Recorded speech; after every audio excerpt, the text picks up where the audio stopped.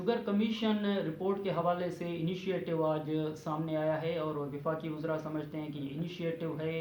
बनी गाला के अंदर इजलास हुए, शहजाद अकबर साहब ने आज वज़ीर आज़म हाउस में वज़ीर आज़म साहब इमरान खान साहब से मुलाकात की। उस्मान बुज़दार साहब जो हैं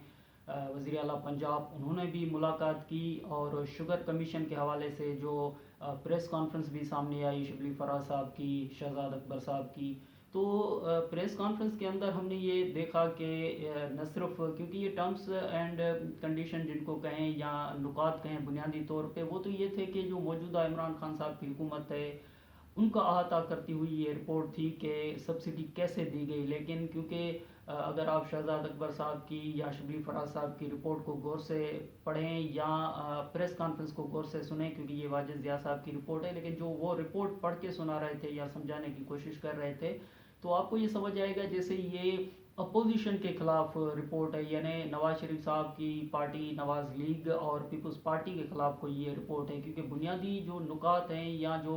फ़लसफ़ा है तहरीक इंसाफ का, वो ये है कि वो अपने घर से शुरू करेंगे। लेकिन क्योंकि प्रेस कॉन्फ्रेंस जब हम सुनते हैं तो हमें ये चीज़ नज़र नहीं आती कि वो अपने घर से कोई शुरू करते हुए नज़र आए या कोई ऐसा इनिशिएटिव भी नज़र आए। आप देखें कि अगर मुराद अली शाह साहब का नाम लिया जा रहा है कि जी उन्होंने ओमनी ग्रुप को सब्सिडी दी, तो जाहिर सी बात है कि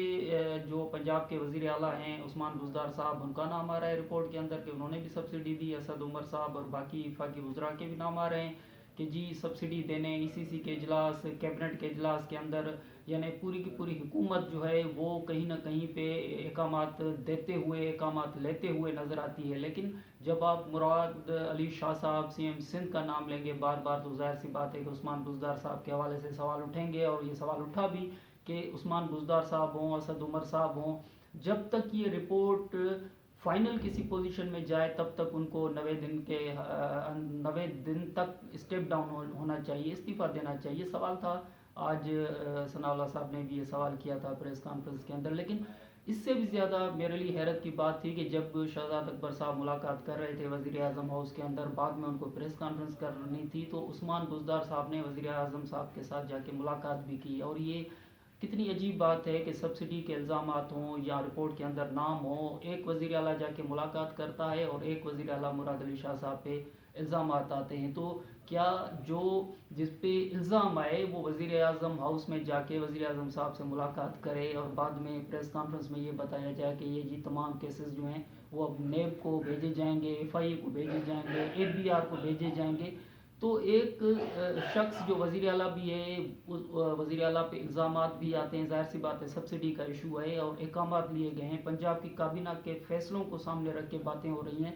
वो जब वज़ीर आज़म हाउस में जाके मुलाकात करे तो ये तो सवाल तो उठता है इस पर। और साथ में ये देखें कि अहाता करती हुई ये रिपोर्ट थी इमरान खान साहब की हुकूमत के हवाले से। लेकिन कहा गया कि जी 80 से 85 से लेके आज तक जो है सब्सिडी दी गई है, या शुगर कमीशन के अंदर अगर ये बातें नहीं भी हैं तो हमने ये दायरा बढ़ा दिया है कि अब ये 85 से लेके ये किस्सा आएगा। और आपको याद होगा कि जब भी कोई बात होती है पार्लियामेंट के अंदर या कमीशन के अंदर, तो फिर ये मौक़िफ़ आता है कि जी वो पहले दिन से शुरू करें और आखिर में ये चीज़ जो है वो किसी नतीजे पे नहीं पहुंचती। तो ये जब 80 और 85 के दौर से ये चीज़ें शुरू होंगी तो लाजमन बात है कि दायरा बढ़ा दिया जाएगा और इसमें वो सवाल कि इमरान खान साहब अपनी हुकूमत के अंदर सबसे बड़े स्कैंडल को फाइनलाइज हतमी किसी शक्ल में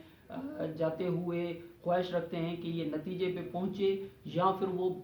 पूरे का पूरा दायरा बढ़ा देते हैं और पूरी हिस्ट्री को लेके और फिर सब्सिडी को। तो फिर ये मौजूदा हुकूमत के अंदर का स्कैंडल तो नहीं हुआ, ये तो पूरे 40 साल 50 साल का किस्सा हो गया। और जब खुद आप देखें कि नेब के हवाले से कि नेब में इतनी कैपेसिटी है कि वो इतना